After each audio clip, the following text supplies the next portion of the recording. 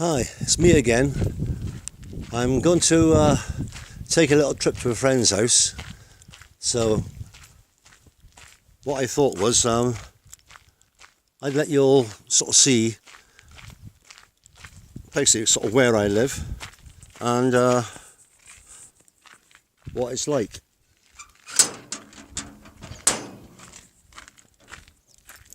So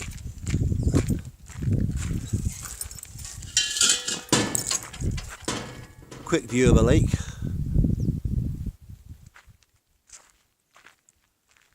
And there's my little kalos. Oh, as you can sort of see, it's warm. Dogs are doing absolutely nothing.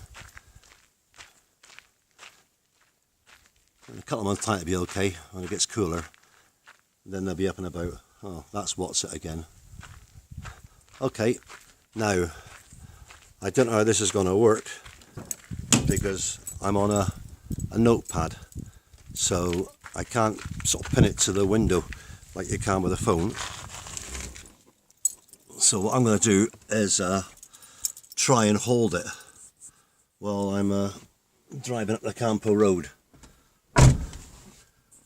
But if it goes all wobbly and bumpy, well, please understand.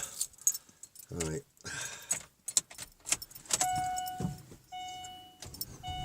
Yeah, I'll put my seatbelt on.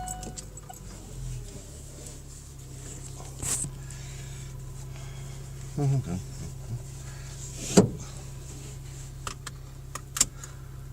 Now, I don't know if I can actually put this on the dashboard and if it'll stay there, but let's have a go.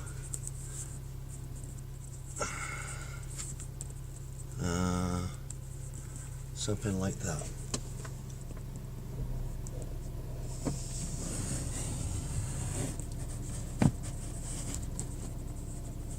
No, that's not gonna work. No. I'm gonna have to try and hold it while I'm driving. There we go.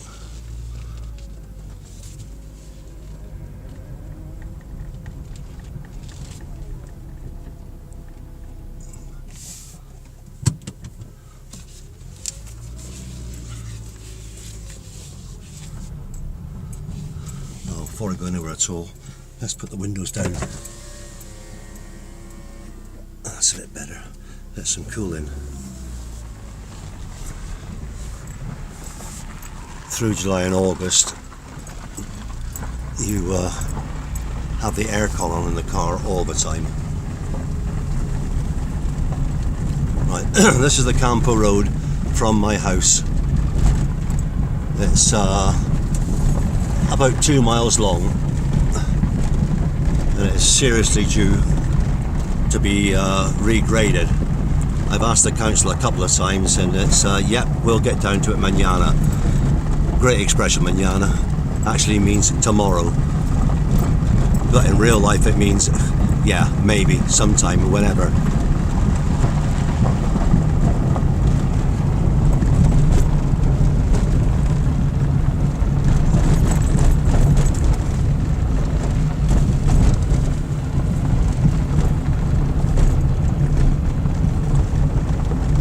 That, by the way, is an allotment. Most farmers up here are totally self-sufficient.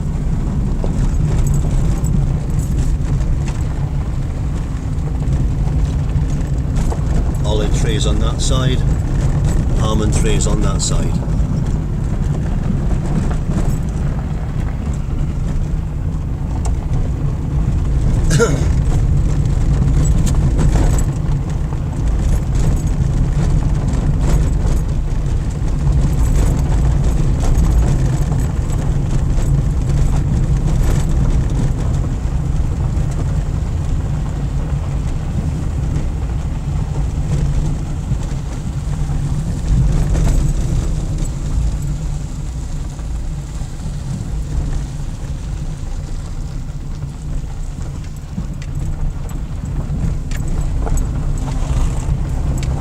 The problem with this road is the tractors that come up and down.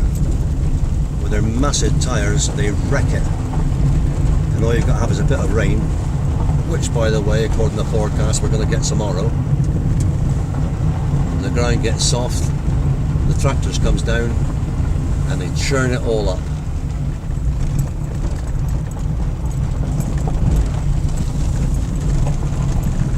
That's a half-built house.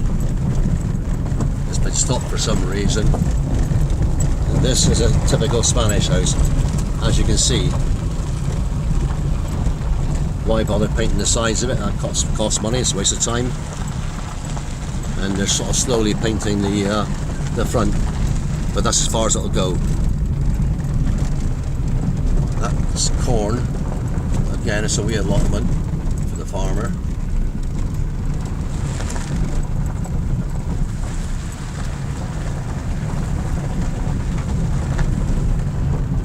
And this has all just been levelled here. Presumably they're going to plant olives or something there. Well, when the planting season starts, which I'm not sure when that is.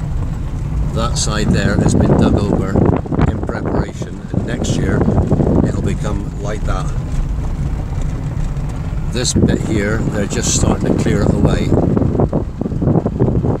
So that's like a 3-year project.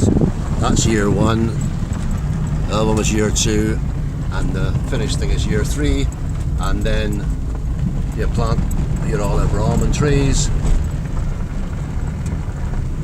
And I think if you look carefully, you'll see the black water pipes that are there. And Bob's your uncle. You set your water system on a timer and let nature get on with it. One thing about almond and olive picking, it is very, very labour intensive. When they start to pick the almonds, or the olives anyway, which is December, January, I'll see if I can do a video and let you sort of see. It, literally, they are, in the main, picked by hand. Anyone's ever picked apples off a tree can get an idea of how long it's going to take you, the family and all your friends to pick the hundreds if not thousands of olives on those trees. Very labour intensive. They're often working till midnight because they've only got a small window to get them picked. Anyway, we're now on the main road, so I'm going to put you on pause and I'll continue when I get to my friend's house.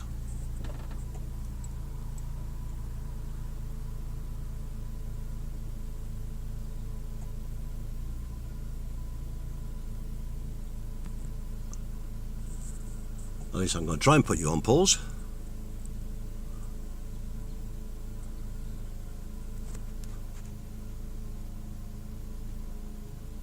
Now, I'm not sure if I'm on pause or not because the red light record button's still going, so I'll just put the notepad on the passenger seat and drive down the road.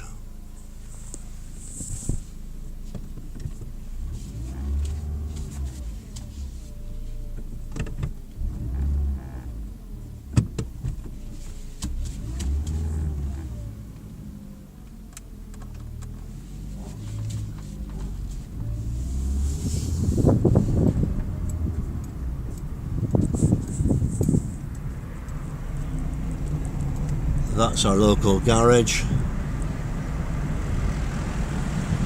and our local hotel hostel.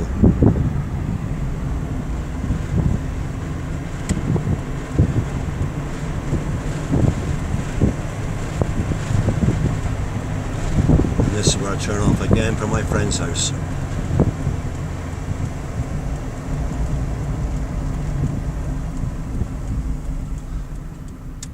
Again, you're on the Campo Road. Ours is nowhere near as bad as mine. Basically because they don't have tracks up and down here.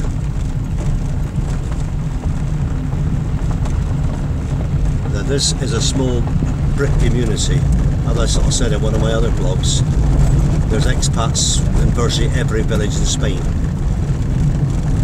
And well, you basically sort of obviously because you speak the same language. That's how you make your friends. There's some new houses being built there, in preparation hopefully for selling them. What they've done is they've got planning permission to build, so they'll build the basic structure, then they stop, because there's no point in sort of building the house and not being able to sell it.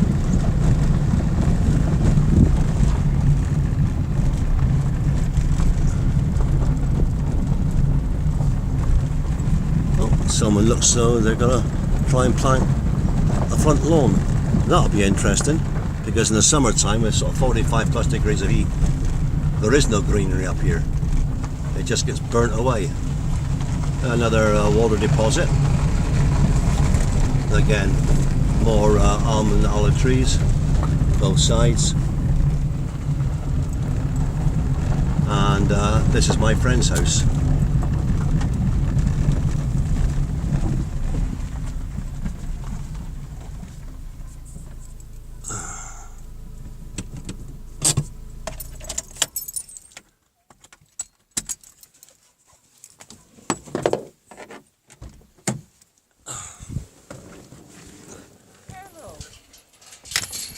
This is my friend Brigitte. She's German. ¿Qué pasa? Entra. And she also speaks fluent Spanish, which comes in handy. And like most across here, she's got dogs. No, they are inside. They have Are their they? siesta. Yeah. Well, I'm here for a coffee. When it's outside, when it starts to get hot, Yeah. they are all in and they are Yeah, sleeping. same as mine. They're all just lying down in the heat.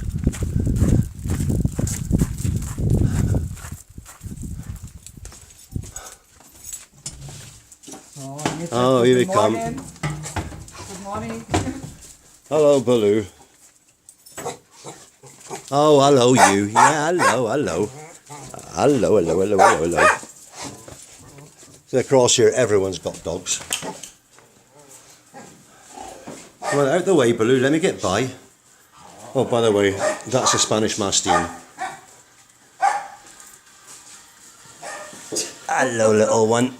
Oh, you're old, ain't you? Yeah. Right. Okay, I'll have a seat. So, I think I need my glasses, yeah?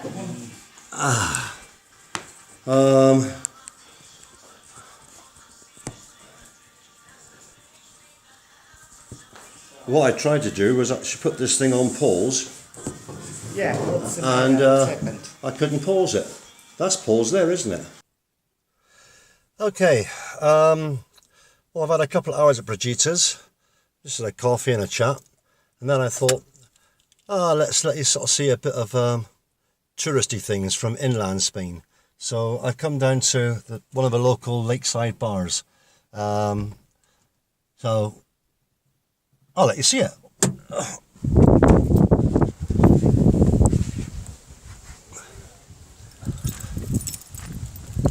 It's called Cafe Cura. There's a lake, Negretine. Let's give you a closer look. Oh, and by the way, Spain isn't always sunshine, sea and sand. We've got major rain forecast for tomorrow, and as you can see, that's the storm clouds building up. But there's still a bit of blue sky over there. Alright, so this is Negretine.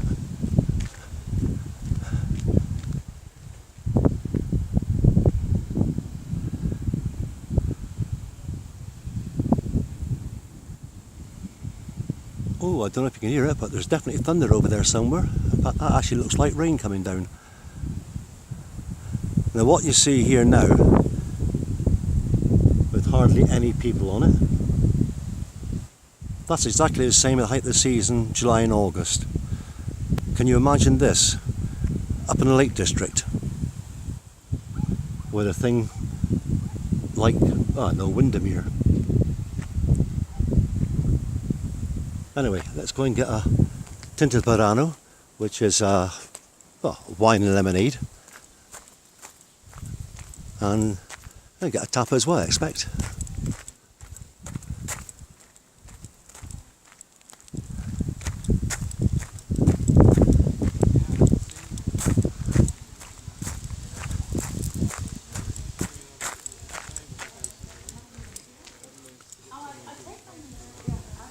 Hola.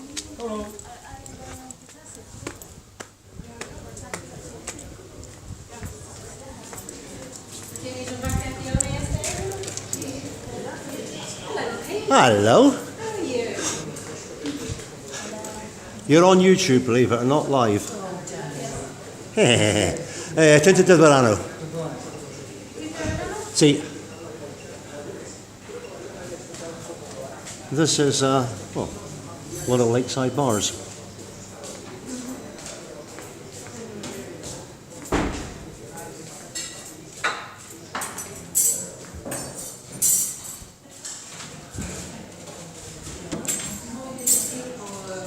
I'm going to go and sit outside.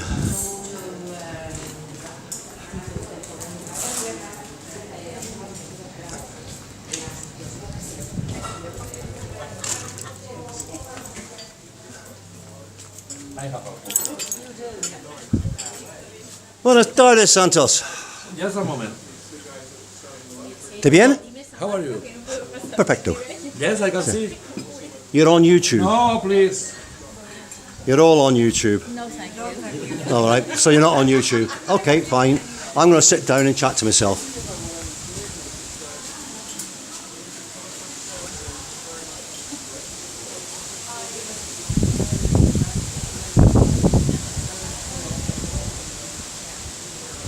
Right. Can I have a seat?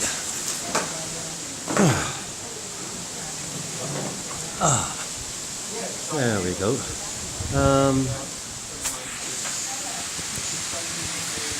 I'll see how I can set this thing up somehow.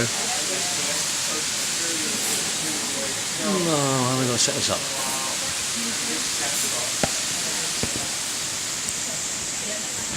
I can't really. It won't stand on its own. What I will do is I'll just put it that way, so while I'm talking to you, you can still see the lake. Ah, there we go. Right.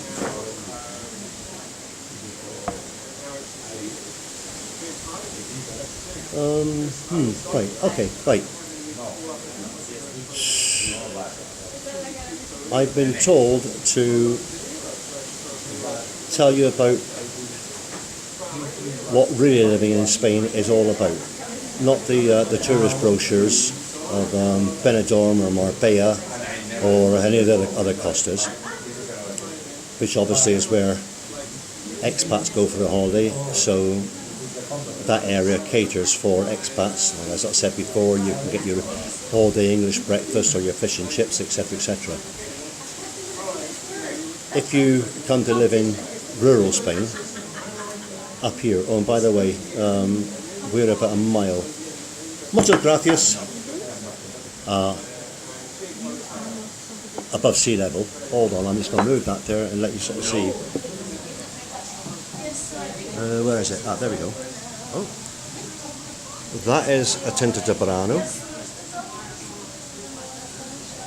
and that's a patata tortilla with olives. Oh, by the way, a patata tortilla is well, like a Spanish omelette. It's basically eggs and potatoes on a piece of barra de pan, or baguette as you probably call it, with garlic butter.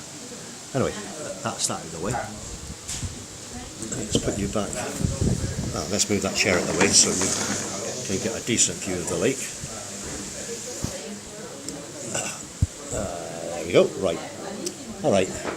I know it's a bit boring, but anyway, right. 1 second. Have a drink. As I was saying, if you come to live up, inland Spain, whether it be up in the Highlands, or basically anywhere else, 20-30 miles inland from the costas, then it's a totally different way of life. Never forget, you're a foreigner. You're a stranger in a strange land. For a lot of people, it's strange customs. Inland Spain, I presume, a lot like inland UK, they don't make really any allowance for the fact that you're not Spanish.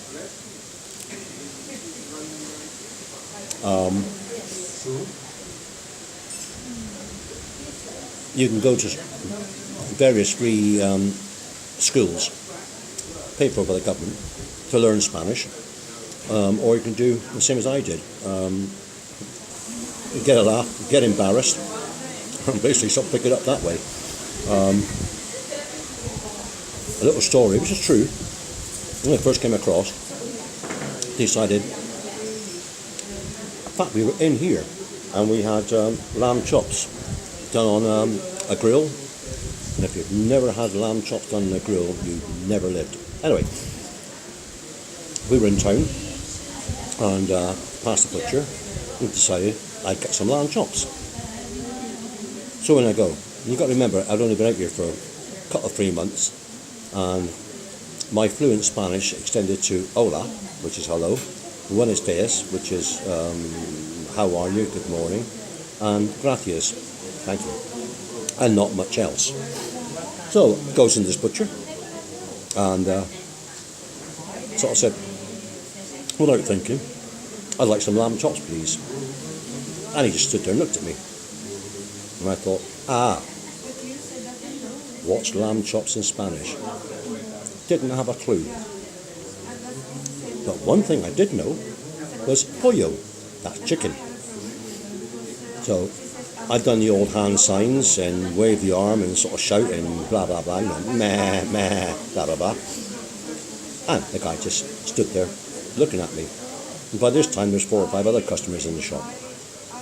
And he's chatting to them in Spanish, and I'm trying to explain that I wanted lamb chops.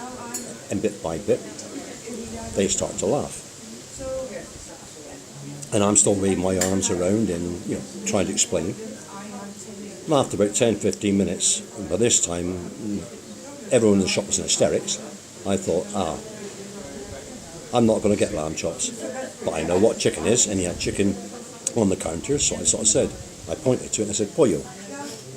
So, in perfect English, he then says to me, so you want lamb chops and chicken? My reply is unrepeatable, because there may be sort of young kids watching this, but you get the idea of what my reply was about. So I sort of said to him, you speak English? He said, yes, I lived in Manchester for many years. I'm married to a Manchester lady. I said, then why didn't you give me the lamb chops? He said, why didn't you ask me in Spanish? Because I don't know Spanish. He said, well, that's not my fault. He said, when I went to England, I had to learn English. You've come to Spain, you've got to learn Spanish. And all the time he's translating this to, by this time, down near a dozen people in the shop. Anyway, long story short, I got 6 lamb chops for free because he said he'd never laughed so much in his life, and I bought the chicken. He then got his iPhone out and said, do you have a phone? I said, yeah. He said, watch carefully. And he pushed a button, and up come Google Translate. He said, all you have to do, he said, is go on Google Translate, type in lamb chops in English, it would have translated, and if I didn't speak English, I would have understood. So in future, never go out the house without your phone. I was, yeah, all right. So I learnt my lesson. So from then onwards, I took my phone with me. If I wanted something, I don't know, cement or sand or breeze blocks or whatever, type it in, Bob's your uncle, translate to Spanish, and I got what I was looking for. And at the same time, I actually started to learn the words. I don't speak Spanish by any matter of means. Rosita, now she speaks fluent Spanish, but me, I've got enough Spanish to get by with. And if there's something I don't know, out comes the phone, on goes translation, and I normally get what I'm looking for. Right, now, some of the downsides of living in Spain. And as I sort of said, never forget, this isn't the UK. It's a complete different culture. So, some of their standard moans. If you've got a bill to pay in the UK, you go in the bank and you pay the bill. End of story. If you've got a bill to pay in Spain and you haven't got a bank account or a direct debit or standing order system, i.e. cash in hand, you can only pay it into the bank between 8:30 and 10:30 on a Tuesday morning and the same on a Thursday morning. They will not accept payment outside of those hours. That can be very frustrating, trust me. Because obviously, between 8:30 and 10:30 is when everybody comes in to pay their bills. And in rural Spain, well, there's a fair old majority, no, not majority, but there's a fair old amount of people that don't have bank accounts because they've always dealt cash in hand.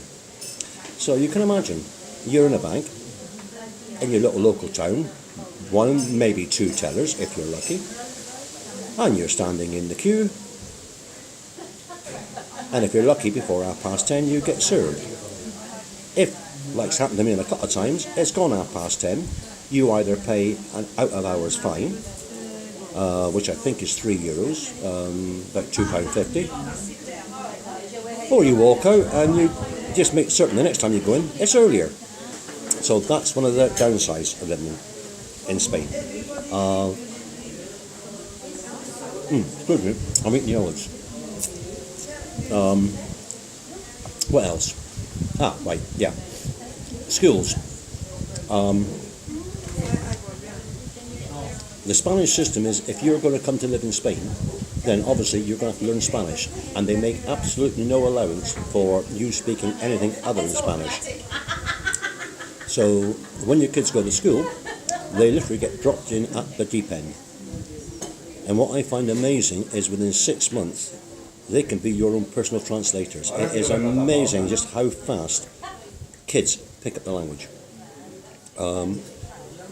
The upside of that, of course, is that because they're living in Spain, when they go to play football or whatever, they're playing with Spanish kids. And if they can't speak Spanish, then they're not going to play. So obviously, that all helps. So just remember that. You can go to private schools, your international schools, but I personally don't see the point. What's the point of coming to live in Spain and send your kid to an English, American, German, French school? When the school finishes, who are they going to talk to or play with? So, although it can be hard for the first few months for the kids, after they learnt the basic Spanish, and like all kids all over the world, they pick up the words dead easy, and then they're laughing. So that's the education.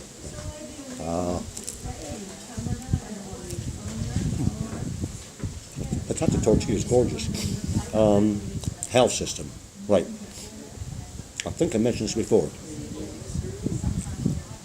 Spain has got a health system very similar to the NHS in the UK. You transfer out of the UK system and into the Spanish system. It's not a hard process. What I will say is, in my own personal experience, the Spanish health system is light years ahead of the UK one. They don't have the massive admin system of your NHS trusts. It's almost going back to the 40s and 50s where matron runs the hospital. All the money is used at point of sale. So you've got loads of doctors and nurses and very, very little admin staff. Spain doesn't need the admin staff because they have what they call a seamless system. And by that I mean, I'll give you an example. A couple of 3 months ago I had an ear infection. Now, I'm on the Spanish health system, which means I get a Spanish health card, like an ID card. You go on the internet and you type in the Spanish health site. It then asks you for your ID number. You type that in and you then go onto your own personal page. It will ask you what surgery you want to go to, because, well, where I live, I've got Freila, Thucre, the Core, Cuevas del Campo. So I type in Freila, because it's the nearest one to me. And it then sort of says, when would you want the appointment? And it gives you various days and times. Normally you'll get an appointment within 48 hours. So you click on the appropriate time you want, on day you want, and up you go. Either take your iPad, iPhone, and do a translation, or take a translator. And throughout Spain, there are translators who are either Brits who've lived out here for years and speak fluent Spanish, or they're Spanish who've lived in the UK for years and speak fluent English. Going rate is about €10 an hour. At least it is up here. It's probably more than the cost, I don't know. But anyway, so you go to a doctor, you get checked up. Now in my case, I was going to set a prescription for pills, and I left the surgery. Next day I went to the chemist in Thuker, not in Freila where I've been the doctor. Showed them my ID card. They want a computer. Ah yes, Mr. Connor, you want X, Y, or Z, and they gave me the pills. It was a 14-day course. Anyway, I took the pills and they didn't really help. So, done the same thing again. Went back to the doctor, made the appointment on the net. Went back to the doctor, said sorry, these pills don't work. Okay, we'll try a second set. So I then got a second set of pills. Same thing. Go to the chemist. Show my ID card, type it in. Ah yeah, Mr. Collard, you want these pills. Get the pills. They sort of worked, but not completely. So, this is over a period of, well, let's say 3-4 weeks. I went back for a third time. And then the doctor said, right, I think you need to see a specialist. She there and then types in, finds the next available time slot at the hospital for the specialist, which is about 3 weeks away. And 3 weeks later, down I go to see a specialist who gave me the full MOT. Find out what the problem was. It wasn't an ear infection, it was a gland, ear, nose and throat thing. But I had an infection in the gland. Anyway, gave me a prescription. And said, right, this is a 21-day course. I'll book you in to come back in at the end of the course. So out I went to the local chemist. The hospital was in Bath, our state capital, so I went to the nearest chemist in Bath. Again, ID card, gets the pills, starts taking the pills. When I go back for the second time after to see if the pills have worked, I will get full x-rays. I've been told this. They'll x-ray my head, my ear, etc, etc, etc. I will then go directly from the x-ray department back to the consultant, who will review it and take the appropriate action. Hopefully it'll all be over and cured and fixed and I'll be fine. But that is what's called a seamless system. You can go to a doctor in, let's say, Madrid, have a consultation, get the medication, and then drive, I don't know, 500 kilometres to Malaga and go into a chemist in Malaga. Show them your ID card, they go on the computer, ah yes, Mr. So-and-so, this is the medication you want. Because the whole of Spain is linked up via the internet. Now that you don't get in UK, and the speed of the, what do they call it, response between the time you actually make the phone call or make the net call to actually see a doctor is no more than, let's say, a week at maximum. Now, you don't get that in the UK unless you're very, very lucky. So that is definitely one of the upsides of Spain. You can, of course, if you don't want to, excuse me, I'm still eating the olives. If you don't want to go to the Spanish system, you want to stay on the NHS, then you can take a private medical, BUPA type thing. But that's going to cost you. If you're going to live in Spain, whether it be for 1 year or the rest of your life, my personal recommendation was you go on the Spanish system.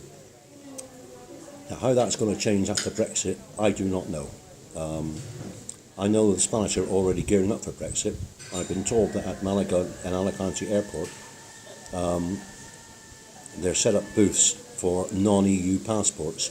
And presumably after you come out of Brexit, you'll have to go through this other gate because you won't have an EU passport. Same thing goes, you'll have a new passport, one of these blue ones I believe, and I imagine if you're going to go touring in Europe, like in the old days, each border you'll get it stamped. But as I sort of said, at this moment in time I don't think anyone knows exactly what's going on, so there's not a lot I can say about that there until after it happens. What else? Oh yeah, Spain has historically a siesta.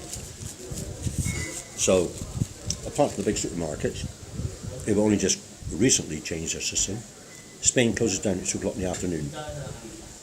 Obviously the bars stay open, but all your shops close. And they open, depending on the season, 5 or 6 at night. And again, depending on the season, they close between 9 and 10 at night. So, just remember, it can be inconvenient. You run out a cup of sugar at 1 minute past 2 and you're lumbered until 5 or 6 at night. It's a minor inconvenience, but it can at times be an inconvenience. It's not just the shops, it's basically everything. The garages, well, everything. What else? Oh, by the way, I'm not trying to put a downer on coming to Spain. I've been here 13 years and I won't leave Spain. I've been asked if I want to come back to the UK 15 times. No way. I'll die here and be buried out here. Another thing, buried. Think about it. For the Spanish psyche, death is a natural part of living. So they don't really make a massive fuss. Some people do have the cortege, you know, the hearse and the flowers and all that sort of thing. But in the main, it's you're kept overnight in the house for the family and friends to come in, sort of say goodbye to you. Obviously, you're dead. And then the next day, well, you're basically buried, and life goes on. That's a lot, I suppose, like the Arab system, where I believe you're normally buried by sunset of the day you die. Everyone's got to die at some time, so basically if you're going to enjoy the person's company, then enjoy it while they're alive. No point sort of sending flowers and grieving and crying after they're dead. They don't know it. That's just a wee bit I thought I'd throw in. What else is there? I can't really sort of think of many other things at this moment in time. Well, I sort of said, just remember, Spain is not the UK. It's a completely different culture in every respect. And if you're coming to inland Spain, then you're going to have to assimilate and adapt to the culture. The only, let's say, regret I've got is the lack of variety in the shops.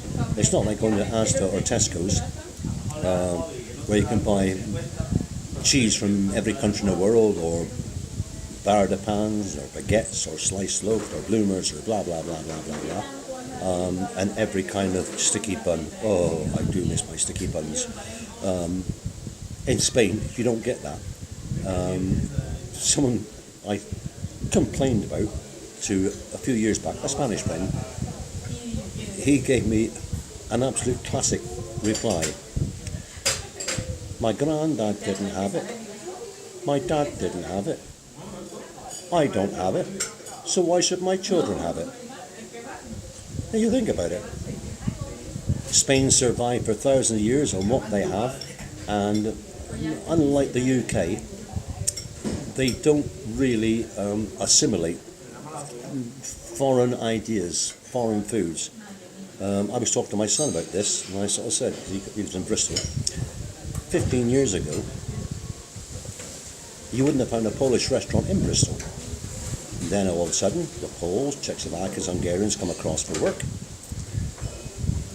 and they were forced to eat English food, which wasn't the food from their homeland. So some entrepreneur thought, well, hang on a second, I'll import Polish, Hungarian, Czechoslovakian food. And then somebody else thought, right, well, we can now get our homeland food here. I'll open a Polish, Czechoslovakian, Hungarian restaurant. And now in Bristol, you've got one more type of food that you can eat.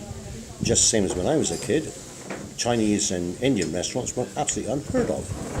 Now, almost every street corner has got a curry house or a Chinese restaurant. Spain doesn't have that mentality.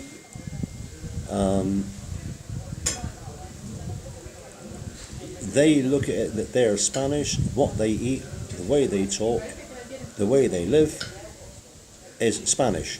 And if you want to come and live in Spain, then you obviously want to be Spanish. And this is part and parcel of being Spanish.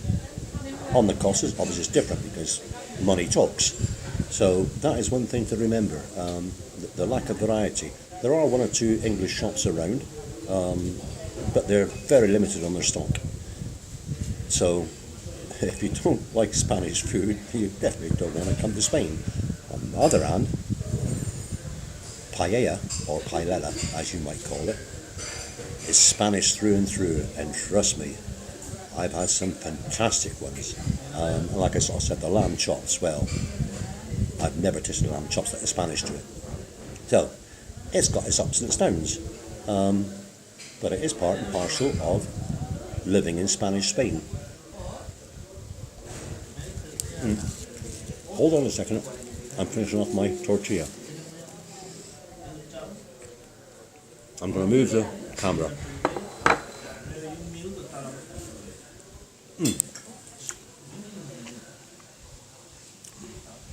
Plate finished. Well, 3 olives left.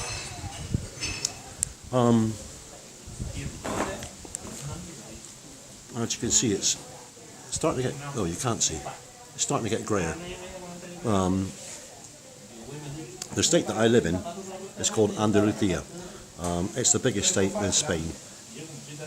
Spain's made up of 13 states, something like America. And inside those states, you've got counties. The county I live in is called Granada. Granada being the county capital, or the state capital. No, the county capital, because Sevilla is the state capital. But I just sort of throw that bit in. Spain, as far as I'm concerned, is a lovely country with phenomenal people. It's not for everybody, but I think if you come across and decide you want a different way of life, you come upland to the Highlands or to any inland part of Spain and you have tranquility. It's almost like going back to the 40s and the 50s in the UK. Everything, the way of life is slower. Hold on a second, I'm trying to talk to you and sort this out at the same time, and I'm going to move. Let you see a bit more. I'll take my drink with me.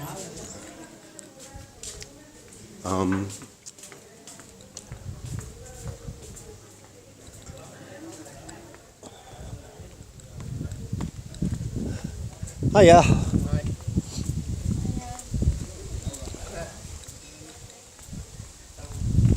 Here we go.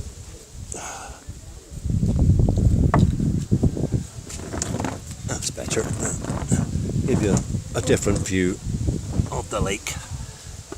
As you've seen from the time I came into the bar, I've spoken to predominantly Brits because, as I said before, almost every village, town in Spain have Brits living here. It's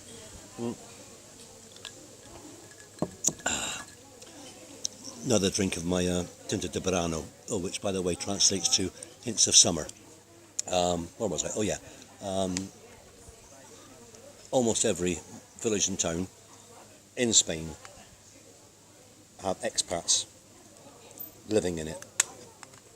So you don't have to worry about speaking Spanish from the minute you arrive, because you're going to meet people that speak your own language.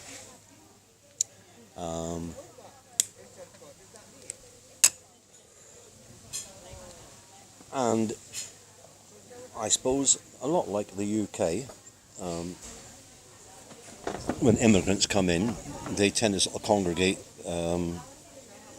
in their own areas because obviously they can speak their own language. It's the same thing across here. You will make a lot of friends that speak your own language, certainly if you speak English. And you will widen your circle of friends. And there's, because of the weather and the climate and the pace of life, you have time to enjoy yourself. And I think that, for me, is the biggest benefit.